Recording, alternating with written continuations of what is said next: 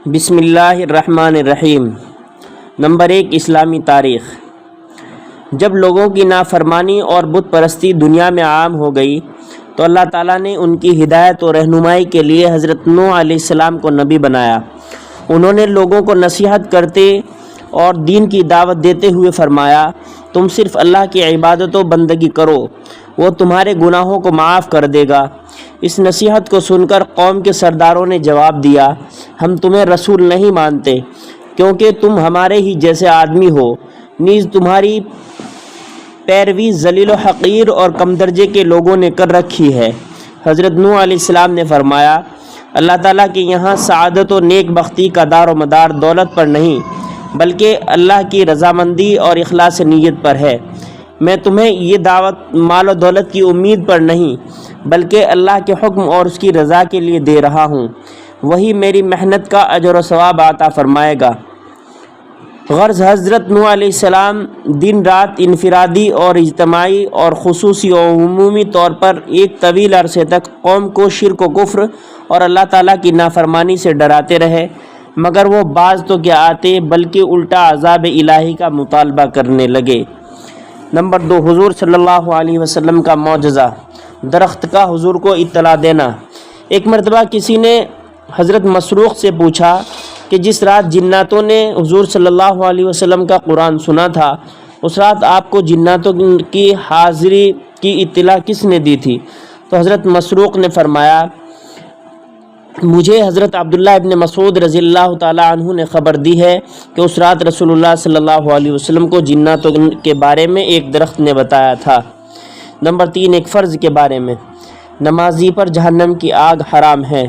رسول اللہ صلی اللہ علیہ وسلم نے فرمایا، جو شخص 5 نمازوں کو اس طرح پابندی سے پڑھے کہ وضو اچھی طرح کرے اور اوقات کا اہتمام کرے، رکوع اور سجدہ اچھی طرح کرے اور اس طرح نماز پڑھنے کو اپنے ذمے اللہ تعالیٰ کا حق سمجھے تو اس آدمی کو جہنم کی آگ پر حرام کر دیا جائے گا۔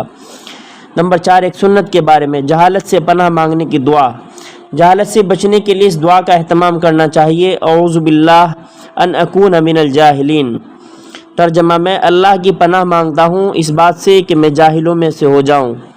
نمبر 5، ایک اہم عمل کی فضیلت، نعمت کے ملنے پر الحمدللہ کہنا۔ رسول اللہ صلی اللہ علیہ وسلم نے فرمایا، جب اللہ تعالیٰ کسی بندے کو کسی نعمت سے سرفراز فرمائے اور وہ اس پر الحمدللہ کہے تو جو اس نے حاصل کیا ہے اس سے بھی بہتر دیا جائے گا۔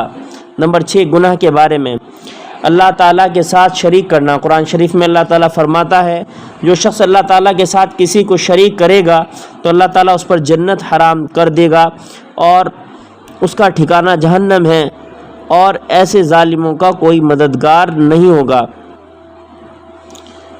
نمبر 7، دنیا کے بارے میں، دنیا چاہنے والوں کا انجام۔ قرآن شریف میں اللہ تعالیٰ فرماتا ہے، جو کوئی صرف دنیا ہی چاہتا ہے تو ہم اس کو دنیا میں جتنا چاہتے ہیں جلد دے دیتے ہیں، پھر ہم اس کے لیے دوزخ مقرر کر دیتے ہیں جس میں ذلت و رسوائی کے ساتھ ڈھکیل دیے جائیں گے۔ نمبر 8، آخرت کے بارے میں، جنتیوں کا حال۔ رسول اللہ صلی اللہ علیہ وسلم نے فرمایا، جنت میں لوگ کھائیں گے اور پئیں گے لیکن نہ تو پیشاب پاخانہ کریں گے اور نہ ہی ناک چھینکیں گے، بلکہ ان کا کھانا اس طرح ہضم ہوگا کہ ڈکار آئے گی جس سے مشک کی خوشبو پھیلے گی، اور ان کو اللہ کی ایسی تسبیح اور تکبیر بتائی جائے گی جس کو پڑھنا اتنا آسان ہوگا جتنا دنیا میں تمہارے لیے سانس لینا آسان ہوتا ہے۔ نمبر 9، طب نبوی سے علاج، مسواک کے فوائد۔ رسول اللہ صلی اللہ علیہ وسلم نے فرمایا، مسواک ضرور کیا کرو کیونکہ اس سے اللہ کی خوشنودی حاصل ہوتی ہے اور آنکھ کی روشنی تیز ہوتی ہے۔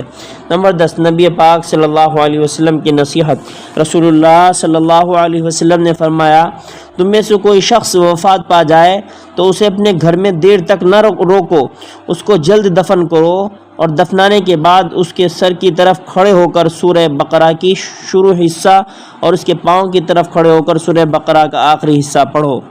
فائدہ، شروع حصے سے مراد الف لام میم سے مفلحون تک اور آخری حصے سے مراد آمن رسول سے فانصرنا علی القوم الکافرین تک ہے۔ اللہ تعالیٰ عمل کی توفیق بخشے۔ سبحان اللہ و بحمدہ، سبحانک اللہم و بحمدک، نشہد ان لا الہ الا انت، نستغفرک و نتوب الیہ۔